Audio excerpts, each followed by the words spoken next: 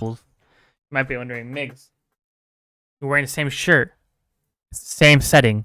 That's right, I'm cranking out YouTube videos the same day. I'm absolutely insane. Today, this video is going to be on in... Whoa, that was really loud. I'm sorry. This video is going to be on an aggressive TvP build. I know, aggressive TvP build that I did not create, but I cannot remember where I saw it. So I won't be able to give credit where credit is due, but we got this match on EU that I played against Disc, and this build is a bit it's a bit difficult to do, not gonna lie.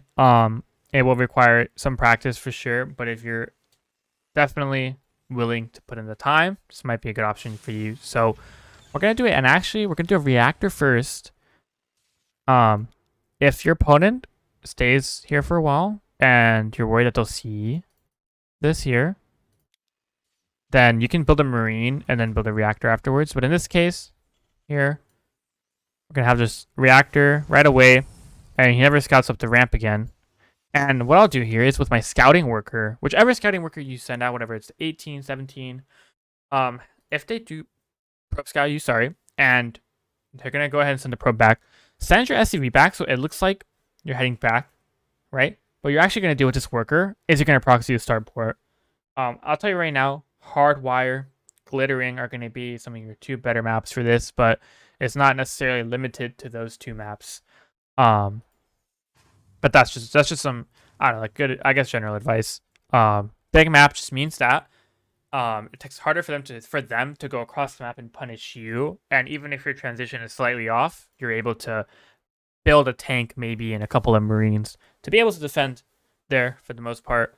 And what you're gonna do here is you're gonna build 4 to 6 marines.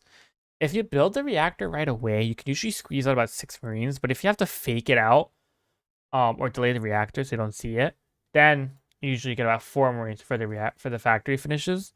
And you don't have to be fancy like this. I'm just doing this because I'm trying to trap the adept. Doesn't always happen.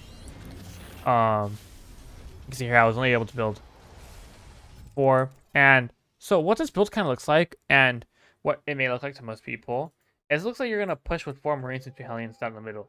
And this is a very, very popular build for a little bit. This aggressive build here.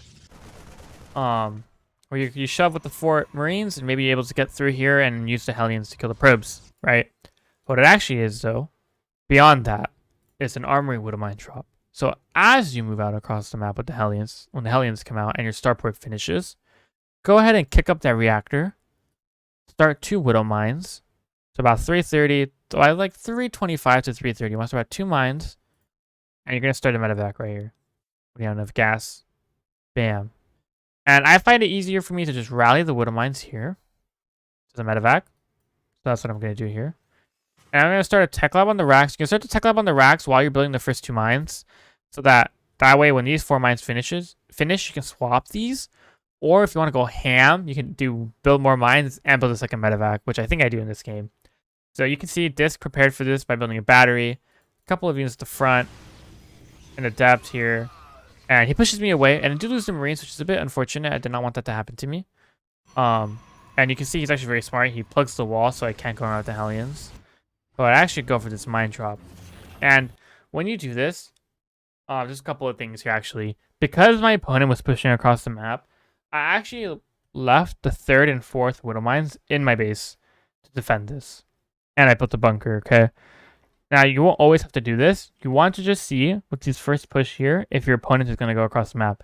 This is one of the reasons why earlier I suggested you use on a big map. And so that if they do something to move like this, it's not as easy to do. It takes a while, and you're able to get some units out. So here you have two Widowmines. I killed 2 of their units. And then Disc doesn't have anything at home, right? Because he's not prepared for this Widowmine drop. And that's, he has no units in here. His only stalkers is actually outside of his base. And he's more so worried about the hellions, right? Because this doesn't really make sense. But that's where I come in here. Drop these 2. And kind of just play with the micro there a little bit. I end up sending these 2 across. Sorry. I end up sending these 2 across at some point here. And I kind of just play with the mines, If you want to build a second medevac, or you save a couple of the mines, you can always go in again and do that. I I do some crazy ape stuff, like follow up with banshees, take a third, um, and just like do even more monkey stuff. But pretty much the gist there is that you want to just do the armory drop, and you build a third command center. You fly your starport back home. You slap down 2 more Raxes and 2 more eBays. If you want to play it this way, you definitely can. Go ahead. I like to do stuff like this. Sometimes you can lift it away and move it over here and just like fuck with them a bit. So yeah, you can definitely try that. But this is just something aggressive that I feel like some people would like, and there's not too many videos on aggressive TvP, I think. So yeah, I'll show a little bit of my transition. I pretty much, besides my bad macro, I just go into 2 Raxes. I actually do drilling claws because I think that Disc is going to play Gateway Man because I saw the lack of third gas in his natural. So if this is something you want to do as well, you definitely can.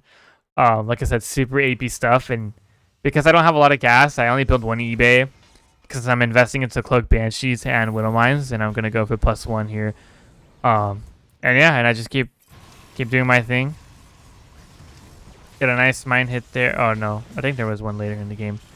And then yeah, so if you like this build, I'll post it in the video below so you can see how the banshees play out behind this. And I basically just keep using the Trillion Claws mines to do drops and kill a lot of probes. And yeah, I don't want to make this video super long. I'll put the build order, just like thing outline up here somewhere so you can read that real quick and kind of get a gist of the timings. And like I said, replay is going to be in the description. And yeah, let me know how this build works. If you have any questions, always go ahead and comment, of course. And I'll catch you guys in the next video. Later.